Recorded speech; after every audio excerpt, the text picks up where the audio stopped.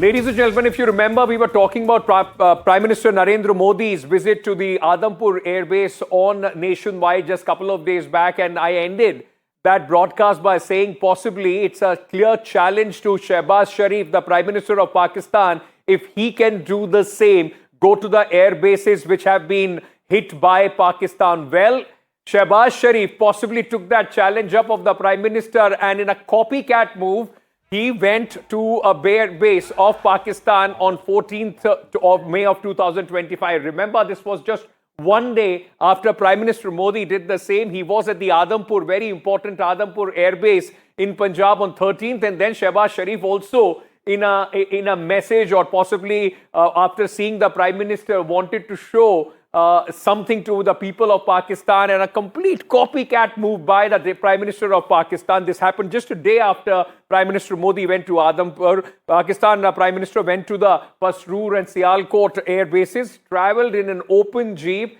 and then of course got on top of a tank to deliver what he thought must be a very, very strong message. I don't know who that message was being delivered to, because there was a very specific reason for Prime Minister Narendra Modi to go to Adampur. And Shehbaz Sharif, I don't know what the reason was, but at least the messaging failed completely. And I'll tell you why. Because Prime Minister Narendra Modi, when he went to Adampur, because this was the airbase which Pakistan said has been completely destroyed. There is no runway, S-400 destroyed, people killed.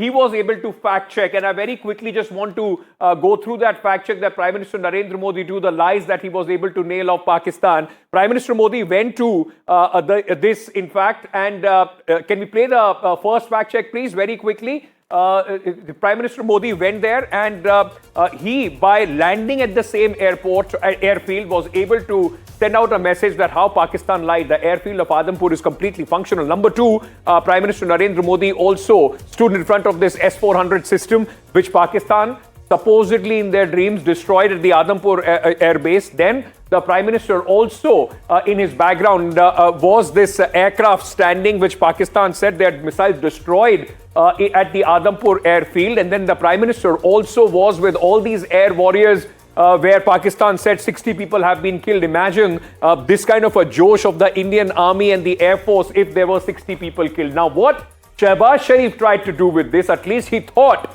because Pasroor was one of the air base where Shehbaz Sharif went, he thought that he will do the same. He will send across a message.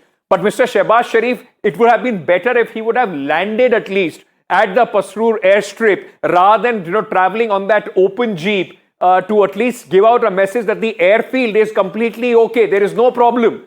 Then, of course, we saw these people standing on top of a tank. He went, there was some kind of a briefing which was taking place, and then he stood on top of a tank. Can we come to that tank, please? And, after meeting the soldiers, along with Asif Munir, by the way, the chief of the Pakistani army, he was also there. They went on top of a tank to give out a message that, strong message, possibly to the people of Pakistan. While standing on this tank, Mr. Shehbaz Sharif forgot that, ladies and gentlemen, this tank as a prop was not even used in the battle or the skirmish between India and Pakistan. I mean, we were very, very far away. There were other sophisticated weaponry which was used, but not this tank that Pakistan Prime Minister Shehbaz Sharif was standing and delivering his speech on. If the message was to copy and at least show the equipment is intact at Pasroor, he could have learned better and put some props behind him which were at least used by the Pakistani army, or at least were used by or India claimed to have destroyed in their act, retaliatory act at Pasroor. So the question now is, what was the message? And Mr. Sharif, who were your target audience?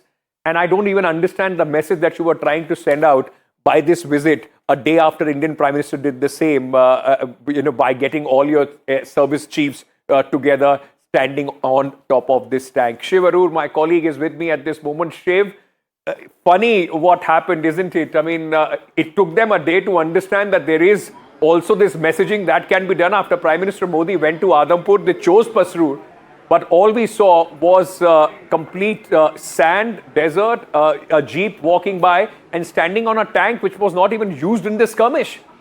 You know, Ankit, war is a serious business, but I have to share your sense of hilarity because, what we've seen at the Pasrur Air Base, frankly, is cartoonish even by Pakistani standards. Showing Shehbaz Sharif standing on a tank, absolutely no sign of the radar installation that was blown to pieces, hardly any other details. And Pasrur is actually one of the lesser damaged airfields. Why didn't Shehbaz Sharif, in fact, choose to go to Chaklala or Sargoda or, any of the other air bases that were, damaged really badly? I think it indicates two things. One, like you rightly pointed out, Ankit, there is a huge amount of pressure on Pakistan, given that it has completely lost even the narrative game. Usually Pakistan is pretty forward-looking as far as narrative is concerned. It has the Chinese playbook. They've got cyber warriors who, despite everything, manage to control the narrative online.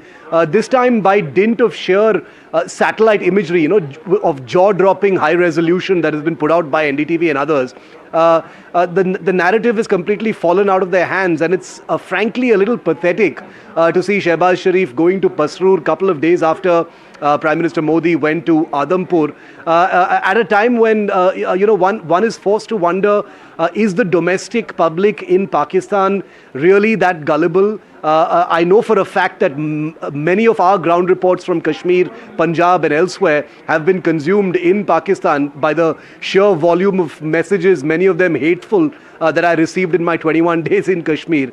But this goes to the next level entirely. I won't be surprised if Shehbaz Sharif poses on a submarine next to make it seem like the Arabian Sea was completely clear.